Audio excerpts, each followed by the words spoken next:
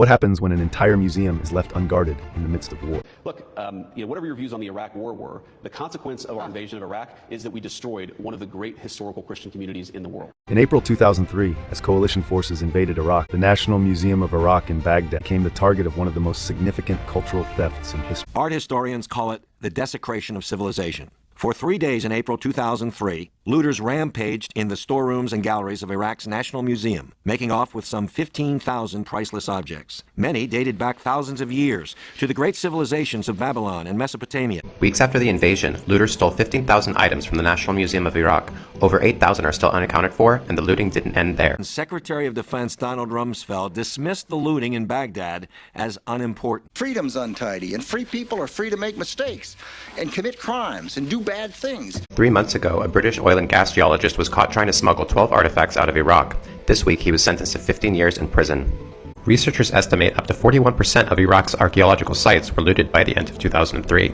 Many pieces ended up in private collections or museums, like the UK's British Museum. Most were being held in a museum founded by the evangelical Christian owners of Hobby Lobby. Donnie George Ukana, then Director General of the museum, remembers it well. We had them there, single items, very unique for the history of mankind.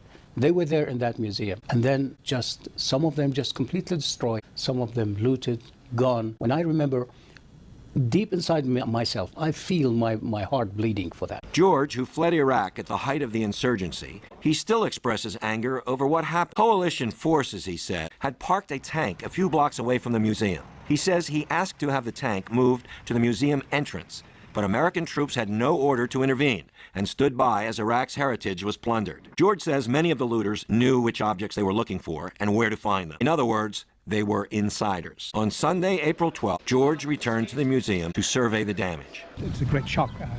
The word anger is not enough. That Sunday, when we came back to the institution, this is what we found. Over 120 rooms were trashed like this. Everything was taken away. All the doors were smashed like this. Many valuable pieces remain missing. The FBI lists the Lioness and the Nubian, an 8th century BC ivory plaque, as the most wanted work of art in the world. It's inlaid with precious stones and gilded in some parts.